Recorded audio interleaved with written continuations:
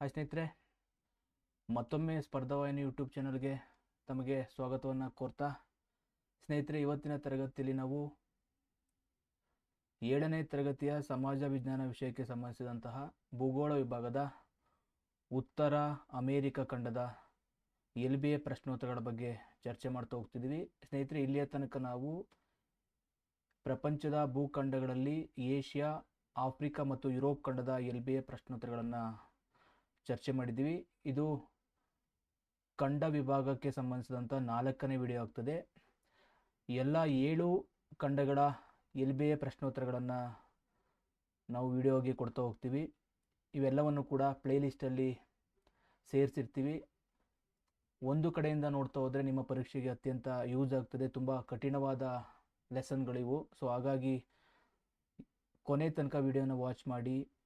ಸಾಧ್ಯವಾದರೆ PDF ನೋಟ್ಸನ್ನು ನಾವು ಕೊಡ್ತೀವಿ. ಅವುಗಳನ್ನು ಪ್ರಿಂಟ್ ತಗೊಂಡು ನಿಮ್ಮ ಅಭ್ಯಾಸವನ್ನು ನಿರಂತರವಾಗಿ ನಡೆಸಿ ಅಂತ ಹೇಳ್ತಾ, ಸ್ನೇಹಿತರೆ, ನಮ್ಮ ಯೂಟ್ಯೂಬ್ ಚಾನಲಲ್ಲಿ ಇಲ್ಲಿ ತನಕ ಸುಮಾರು 95 ಜನ ಸಬ್ಸ್ಕ್ರೈಬ್ ಆಗಿದ್ದಾರೆ.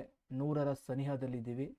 ದಯವಿಟ್ಟು ಇವತ್ತಿನ ವಿಡಿಯೋದಲ್ಲಿ ಅದನ್ನು 100ನ್ನು ದಾಟಿಸಿ ಅಂತ ಹೇಳ್ತಾ ಇವತ್ತಿನ ತರಗತಿಯನ್ನು ಶುರು ಮಾಡ್ತಾ ಹೋಗೋಣ. ಇವತ್ತಿನ ಮೊದಲ ಪ್ರಶ್ನೆ, ಸರಿಯಾದ ಉತ್ತರವನ್ನು ಆರಿಸಿ ಬರೆಯುವಂಥದ್ದು. ಉತ್ತರ ಅಮೇರಿಕ ಖಂಡದಲ್ಲಿ ಹಾದು ಹೋದಂಥ ವೃತ್ತ ಯಾವುದು ಅಂತ. 23.5 ಡಿಗ್ರಿ ಕರ್ಕಾಟಕ ಸಂಕ್ರಾಂತಿ ವೃತ್ತ, 23.5 ಡಿಗ್ರಿ ಮಕರ ಸಂಕ್ರಾಂತಿ ವೃತ್ತ, 0 ಡಿಗ್ರಿ ಸಮಭಾಜಕ ವೃತ್ತ, 66.5 ಡಿಗ್ರಿ ದಕ್ಷಿಣ ಅಂಟಾರ್ಟಿಕ್ ವೃತ್ತ. ಉತ್ತರ ಅಮೇರಿಕ ಖಂಡದಲ್ಲಿ ಹಾದು ಹೋಗಿರುವಂಥ ವೃತ್ತ ಯಾವುದು ಅಂತ. ಸೊ ಈ ಪ್ರಶ್ನೆಗೆ ಸರಿಯಾದ ಉತ್ತರ ಆಪ್ಷನ್ ಎ ಆಗ್ತದೆ. 23.5 ಡಿಗ್ರಿ ಕರ್ಕಾಟಕ ಸಂಕ್ರಾಂತಿ ವೃತ್ತ ಈ ಒಂದು ಖಂಡದ ಮೇಲೆ ಹಾದು ಹೋಗಿರುವಂಥದ್ದು. ಆಪ್ಷನ್ ಎ 23.5 ಡಿಗ್ರಿ ಕರ್ಕಾಟಕ ಸಂಕ್ರಾಂತಿ ವೃತ್ತ. ಮುಂದಿನ ಪ್ರಶ್ನೆ, ಏಷ್ಯಾ ಮತ್ತು ಉತ್ತರ ಅಮೆರಿಕ ಖಂಡಗಳನ್ನು ಪ್ರತ್ಯೇಕಿಸಿದಂತಹ ಜಲಸಂಧಿ. ಏಷ್ಯಾ ಖಂಡ ಮತ್ತು ಉತ್ತರ ಅಮೆರಿಕ ಖಂಡಗಳನ್ನು ಬೇರ್ಪಡಿಸುವಂತಹ ಜಲಸಂಧಿ ಯಾವುದು ಅಂತ. ಆಯ್ಕೆಗಳು: ಮಲಕ್ಕಾ ಜಲಸಂಧಿ, ಬೇರಿಂಗ್ ಜಲಸಂಧಿ, ಪನಾಮ ಕಾಲುವೆ, ಇಂಗ್ಲಿಷ್ ಚಾನಲ್. ಈ 4 ಆಯ್ಕೆಗಳಲ್ಲಿ ಏಷ್ಯಾ ಮತ್ತು ಉತ್ತರ ಅಮೆರಿಕ ಖಂಡಗಳನ್ನು ಪ್ರತ್ಯೇಕಿಸುವಂತಹ ಜಲಸಂಧಿ ಬೇರಿಂಗ್ ಜಲಸಂಧಿ. Very important. ಇವೆಲ್ಲವೂ ಕೂಡ ನಿಮ್ಮ ಪರೀಕ್ಷಾ ದೃಷ್ಟಿಯಿಂದ ತುಂಬ ಪ್ರಮುಖವಾದ ಪ್ರಶ್ನೆಗಳಾಗ್ತಾ ಆಗುವಂಥದ್ದು. ಸೊ ದಯವಿಟ್ಟು ವಿಡಿಯೋನ ಕೊನೆ ತನಕ ನೋಡಿ. ಉತ್ತರ ಅಮೆರಿಕ ಖಂಡದ ಜೊತೆ ಸಂಪರ್ಕ ಹೊಂದಿಲ್ಲದಂತಹ ಸಾಗರ ಯಾವುದು? ಉತ್ತರ ಅಮೆರಿಕ ಖಂಡದ ಜೊತೆ ಸಂಪರ್ಕವನ್ನು ಹೊಂದಿಲ್ಲದ ಖಂಡ ಅಥವಾ ಸಾಗರ ಯಾವುದು ಅಂತ. ಅಟ್ಲಾಂಟಿಕ್ ಸಾಗರ, ಪೆಸಿಫಿಕ್ ಸಾಗರ, ಆರ್ಕ್ಟಿಕ್ ಸಾಗರ, ಹಿಂದೂ ಮಹಾಸಾಗರ. ಈ 4 ಆಯ್ಕೆಗಳಲ್ಲಿ ಯಾವ ಸಾಗರ ಉತ್ತರ ಅಮೆರಿಕದ ಖಂಡದ ಜೊತೆ ಸಂಪರ್ಕವನ್ನು ಹೊಂದಿಲ್ಲ ಅಂತ ನೋಡ್ತಾ ಹೋದರೆ ಆಪ್ಷನ್ ಡಿ ಹಿಂದೂ ಮಹಾಸಾಗರ ಅನ್ನೋದು ಸರಿಯಾದ ಉತ್ತರ ಆಗ್ತದೆ. ಹಿಂದೂ ಮಹಾಸಾಗರ ಉತ್ತರ ಅಮೆರಿಕ ಖಂಡದ ಜೊತೆ ಸಂಪರ್ಕವನ್ನು ಹೊಂದಿಲ್ಲ. ಉತ್ತರ ಅಮೆರಿಕ ದಕ್ಷಿಣ ಅಮೆರಿಕದೊಂದಿಗೆ ಭೂ ಸಂಪರ್ಕವನ್ನು ಹೊಂದಿದ ಕಾಲುವೆ. ಉತ್ತರ ಅಮೆರಿಕ ಮತ್ತು ದಕ್ಷಿಣ ಅಮೆರಿಕ ಖಂಡಗಳ ನಡುವೆ ಭೂ ಸಂಪರ್ಕವನ್ನು ಹೊಂದಿರುವಂಥ ಕಾಲುವೆ ಯಾವುದು ಅಂತ ನೋಡ್ತಾ ಹೋದರೆ ಪನಾಮ, ಸುಯೇಜ್, ಕ್ಯಾಲಿಫೋರ್ನಿಯಾ ಕಾರಿ, ಪೂರ್ವ ಕರಾವಳಿ. ಈ 4 ಆಯ್ಕೆಗಳಲ್ಲಿ ಸರಿಯಾದ ಉತ್ತರ ಆಪ್ಷನ್ ಎ ಪನಾಮ ಕಾಲುವೆ. ಉತ್ತರ ಅಮೆರಿಕ ಮತ್ತು ದಕ್ಷಿಣ ಅಮೆರಿಕದ ನಡುವೆ ಭೂ ಸಂಪರ್ಕವನ್ನು ಹೊಂದಿರುವಂತಹ ಕಾಲುವೆ. ಭೂ ವಿಸ್ತೀರ್ಣದಲ್ಲಿ ಉತ್ತರ ಅಮೆರಿಕ ಖಂಡವು ಎಷ್ಟನೇ ಅತಿದೊಡ್ಡ ಭೂಖಂಡವಾಗಿದೆ? ವಿಸ್ತೀರ್ಣದ ದೃಷ್ಟಿಯಿಂದ ಉತ್ತರ ಅಮೆರಿಕ ಖಂಡದ ಸ್ಥಾನ ಎಷ್ಟು ಅಂತ. 4ನೇ, 5ನೇ, 3ನೇ, 2ನೇ. ಭೂಖಂಡಗಳ ದೃಷ್ಟಿಯಲ್ಲಿ ಅಥವಾ ವಿಸ್ತೀರ್ಣದಲ್ಲಿ ಉತ್ತರ ಅಮೆರಿಕ ಖಂಡದ ಸ್ಥಾನ 3ನೇ ಸ್ಥಾನದಲ್ಲಿ ಇರುವಂಥದ್ದು. ಓಕೆನಾ? 3ನೇ ಅತಿ ದೊಡ್ಡ ಖಂಡ.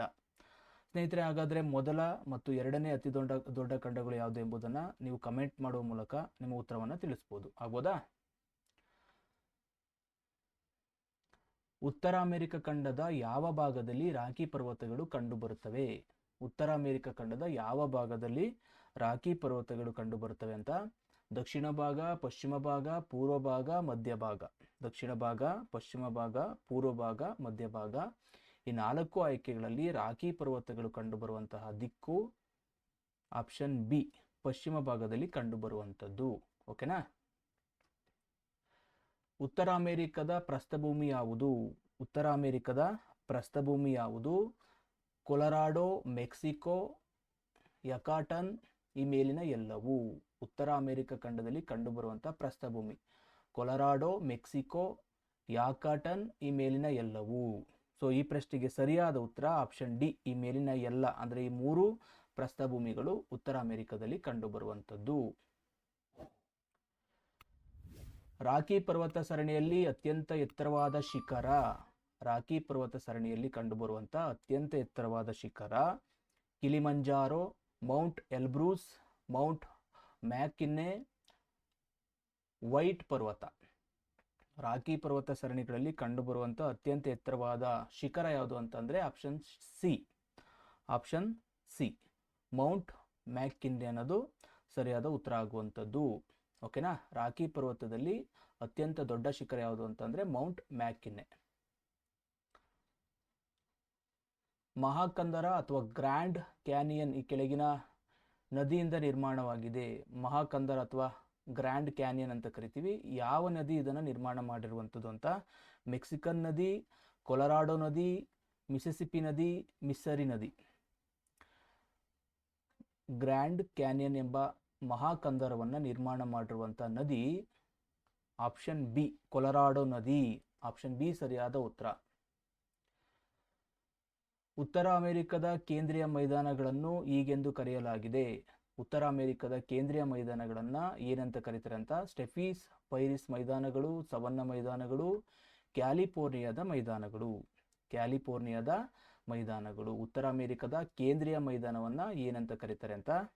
ಸೊ ಈ ಪ್ರಶ್ನೆಗೆ ಸರಿಯಾದ ಉತ್ತರ ಆಪ್ಷನ್ ಬಿ ಆಗುವಂಥದ್ದು, ಫೈರಿಸ್ ಮೈದಾನಗಳು ಅಂತ ಕರೆಯುವಂಥದ್ದು. ನೆನಪಿರಲಿ, ಉತ್ತರ ಅಮೆರಿಕದ ಕೇಂದ್ರೀಯ ಮೈದಾನವನ್ನು ನಾವು ಫೈರಿಸ್ ಮೈದಾನಗಳು ಅಂತ ಕರೀತಾರೆ. ಓಕೆನಾ? ನಿಮ್ಮ ಪರೀಕ್ಷೆಯ ದೃಷ್ಟಿಯಿಂದ ಇವೆಲ್ಲವೂ ಕೂಡ ಪ್ರಮುಖವಾದ ಪ್ರಶ್ನೆಗಳು ಆಗುವಂಥದ್ದು. ಸೊ ದಯವಿಟ್ಟು ವಿಡಿಯೋನ ಕೊನೆ ತನಕ ನೋಡಿ. ನೆಕ್ಸ್ಟ್ ಕ್ವಶನ್, ಉತ್ತರ ಅಮೆರಿಕ ಖಂಡದ ಪೂರ್ವದ ಉನ್ನತ ಪ್ರದೇಶಗಳನ್ನು ಹೀಗೆಂದು ಕರೆಯಲಾಗಿದೆ. ಉತ್ತರ ಅಮೆರಿಕ ಖಂಡದ ಪೂರ್ವದ ಉನ್ನತ ಪ್ರದೇಶಗಳನ್ನು ಏನಂತ ಕರೀತಾರೆ ಅನ್ನೋದು ಪ್ರಶ್ನೆ. ನ್ಯೂ ಫೌಂಡ್ ಲ್ಯಾಂಡ್ ಪ್ರದೇಶ, ಅಫಲೇಫಿಯನ್ ಪ್ರದೇಶ, ಲ್ಯಾಬೋಡಾರ್ ಪ್ರದೇಶ, ಮೇಲಿನ ಯಾವುದೂ ಅಲ್ಲ.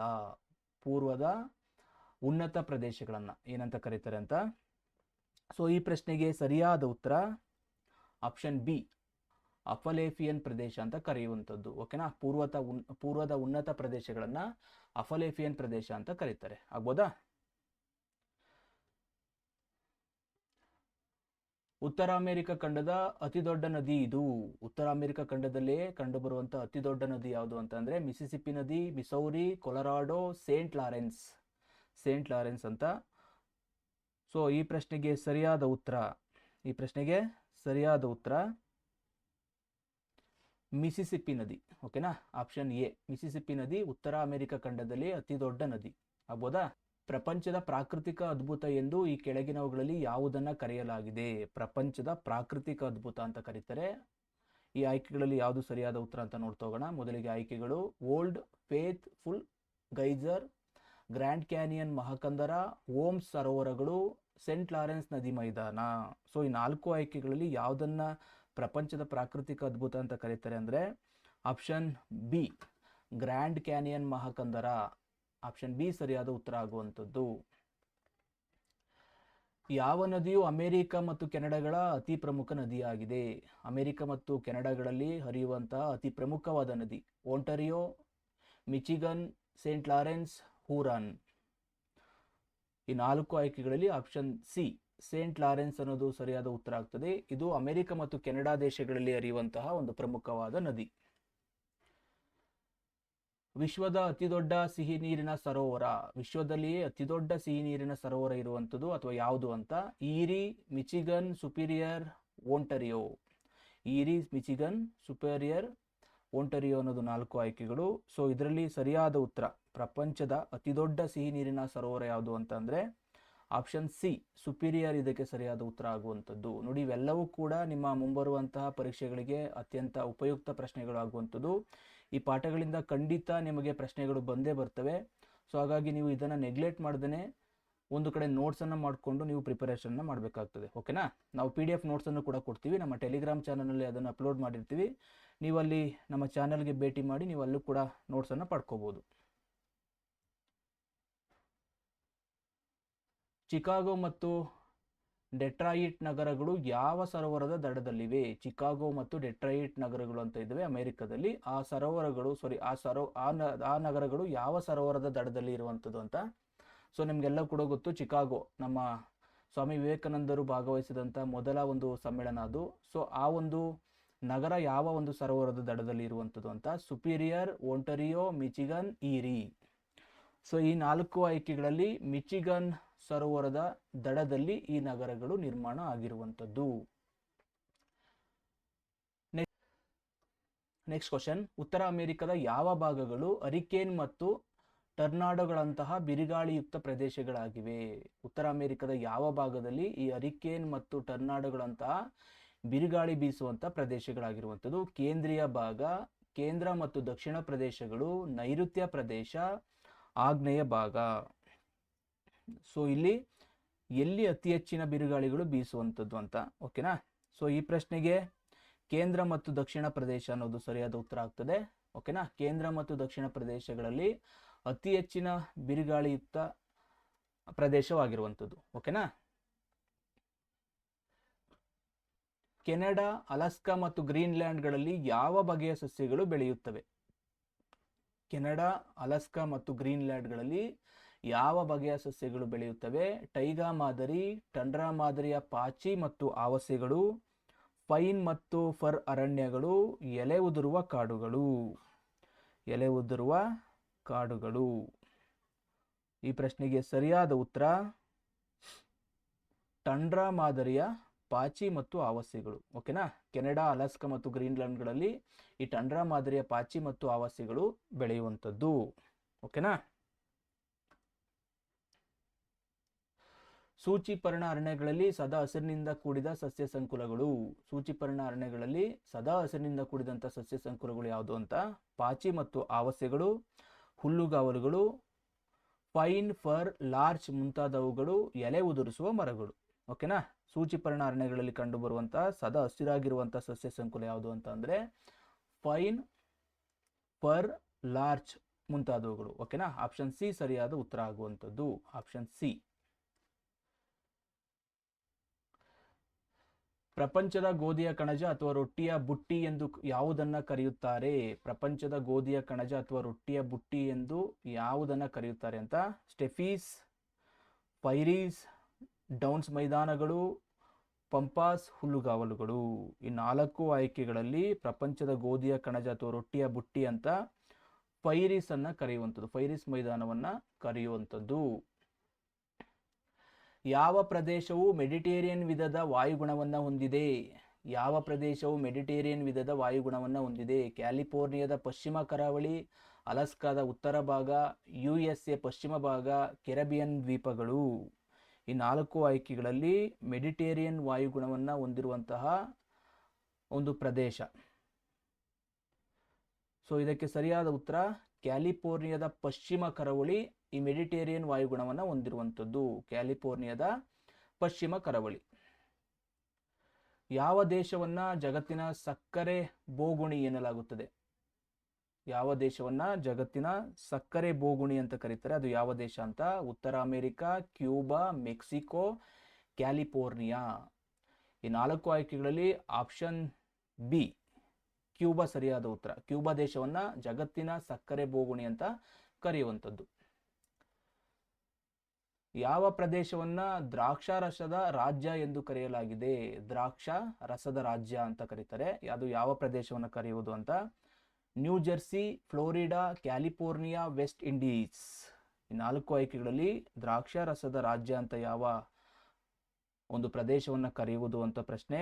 ಸೊ ಇದಕ್ಕೆ ಸರಿಯಾದ ಉತ್ತರ ಕ್ಯಾಲಿಫೋರ್ನಿಯಾ. ಕ್ಯಾಲಿಫೋರ್ನಿಯಾವನ್ನ ದ್ರಾಕ್ಷಾರಸದ ರಾಜ್ಯ ಅಂತ ಕರೆಯುವಂಥದ್ದು.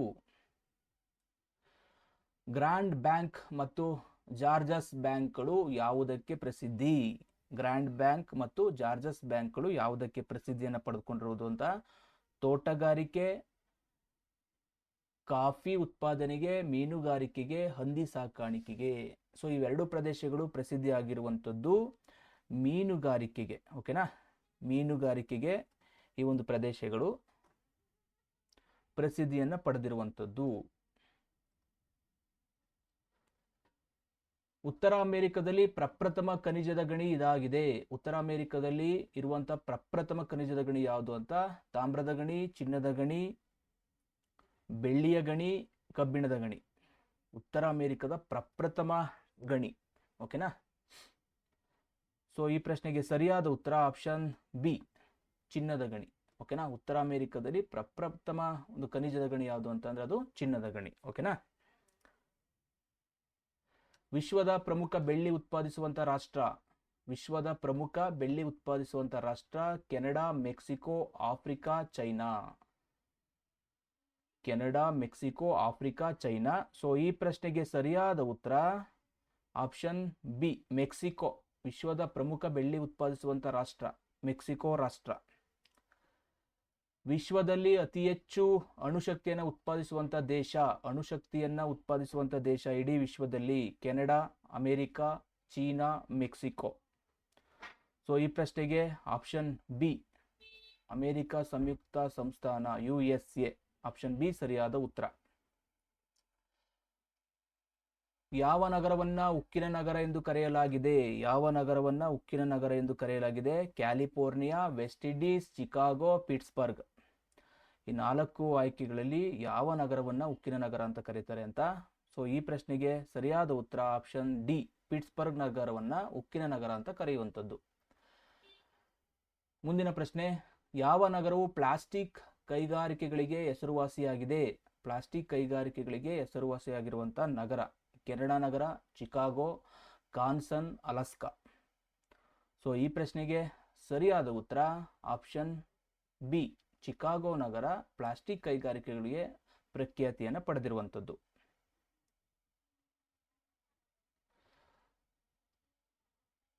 ಉತ್ತರ ಅಮೆರಿಕದ ಯಾವ ಭಾಗದಲ್ಲಿ ಹೆಚ್ಚಿನ ಜನಸಾಂದ್ರತೆ ಇದೆ? ಉತ್ತರ ಅಮೆರಿಕದ ಯಾವ ಭಾಗದಲ್ಲಿ ಹೆಚ್ಚಿನ ಜನಸಾಂದ್ರತೆ ಇರುವಂಥದ್ದು? ಪಶ್ಚಿಮ ಭಾಗ, ಪೂರ್ವ ಭಾಗ, ಉತ್ತರ ಭಾಗ, ದಕ್ಷಿಣ ಭಾಗ. ಉತ್ತರ ಅಮೆರಿಕದ ಯಾವ ಭಾಗದಲ್ಲಿ ಹೆಚ್ಚಿನ ಜನಸಾಂದ್ರತೆ ಇದೆ? ಈ ಪ್ರಶ್ನೆಗೆ ಸರಿಯಾದ ಉತ್ತರ ಪೂರ್ವ ಭಾಗದಲ್ಲಿ ಅಧಿಕ ಜನಸಂಖ್ಯೆ ಇರುವಂಥದ್ದು, ಜನಸಾಂದ್ರತೆ ಇರುವಂಥದ್ದು. ಓಕೆನಾ?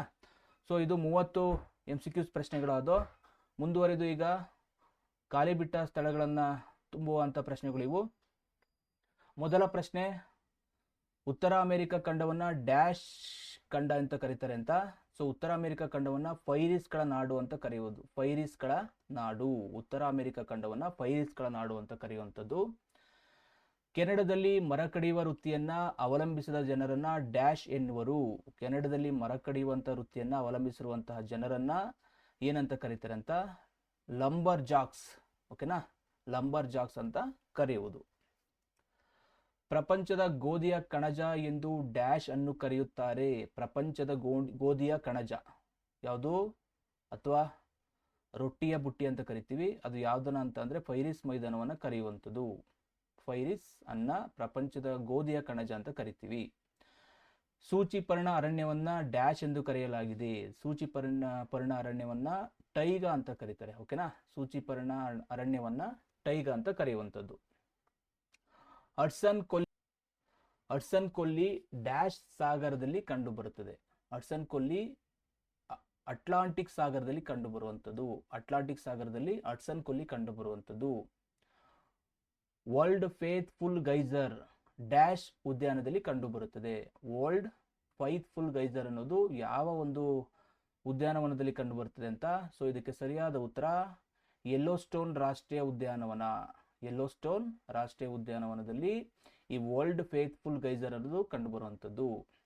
ಬಾರ್ಲಿಯನ್ನು ಡ್ಯಾಶ್ ತಯಾರಿಕೆಗೆ ಬಳಸಲಾಗುತ್ತದೆ. ಬಾರ್ಲಿಯನ್ನು ಡ್ಯಾಶ್ ತಯಾರಿಕೆಗೆ ಬಳಸಲಾಗುತ್ತದೆ. ಬಿಯರ್ಗಳ ಒಂದು ತಯಾರಿಕೆಯಲ್ಲಿ ಬಾರ್ಲಿಯನ್ನು ಬಳಸುವಂಥದ್ದು. ಹೊಂದಿಸಿ ಬರೆಯಿರಿ ಪ್ರಶ್ನೆಗಳಿವು. ಸೊ ಸರಿಯಾದ ಉತ್ತರವನ್ನು ಇಲ್ಲೇ ಕೊಟ್ಟಿದ್ದೀವಿ. ಮೆಕ್ಸಿಕೋ ಮಾಯನ್ ನಾಗರಿಕತೆಯ ತಾಣಗಳು ಇರುವಂಥದ್ದು.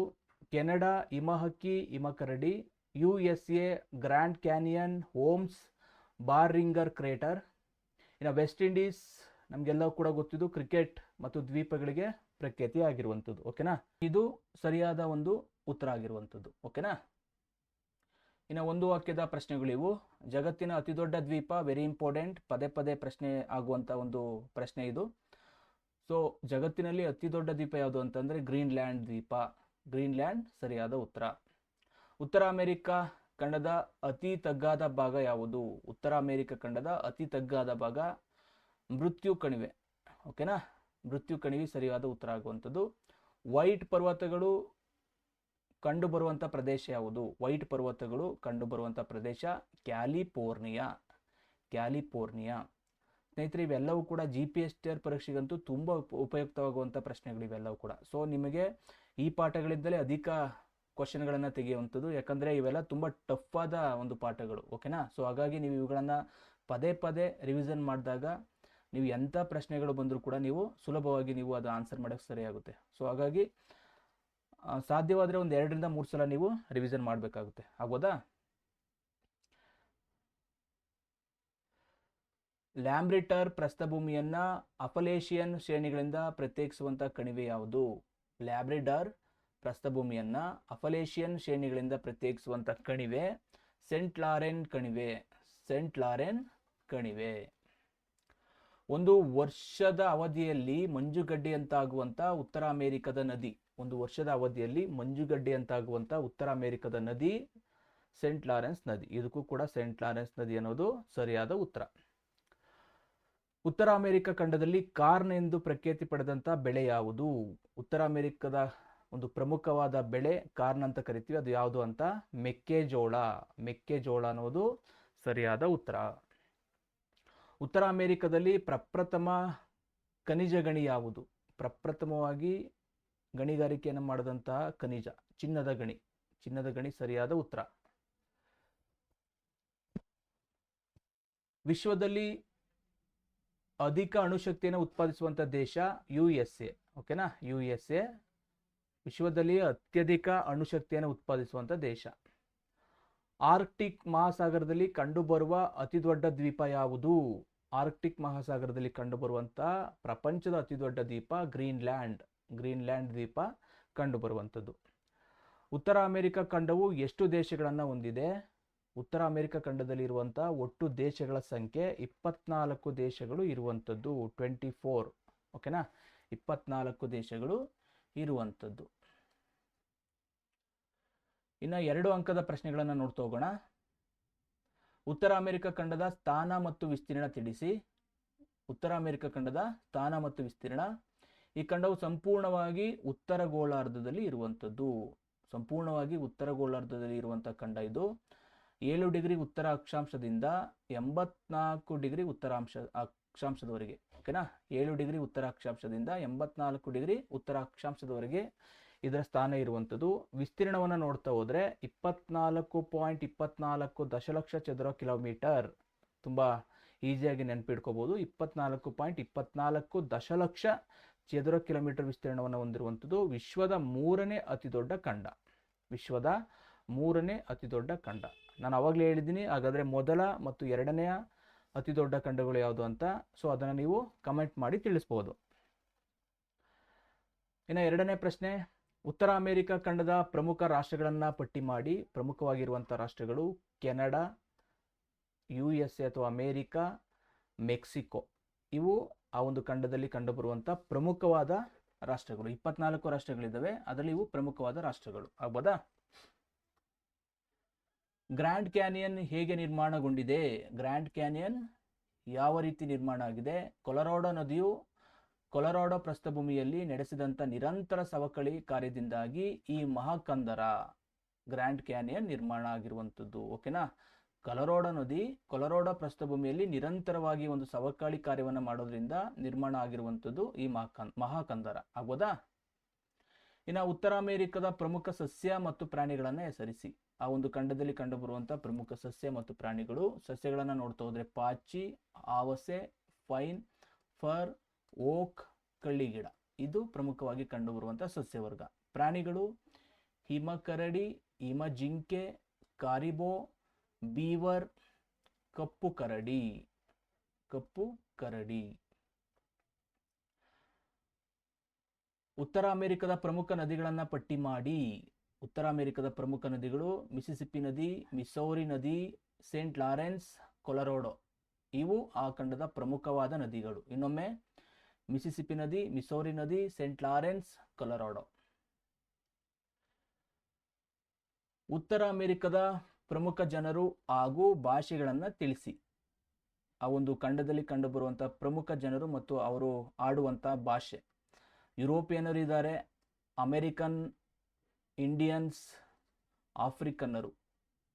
ಇಷ್ಟು ಜನಾಂಗದವರು ಅಲ್ಲಿ ವಾಸ ಮಾಡ್ತಿರುವಂಥದ್ದು. ಇಂಗ್ಲಿಷ್ ಭಾಷೆಯನ್ನು ಮಾತಾಡ್ತಾರೆ, ಸ್ಪೇನಿಷ್ ಇದೆ, ಫ್ರೆಂಚ್ ಭಾಷೆಗಳು ಕೂಡ ಬಳಕೆಯಲ್ಲಿ ಇರುವಂಥದ್ದು. ಇನ್ನು 3-4 ಅಂಕದ ಪ್ರಶ್ನೆಗಳು ಇವು.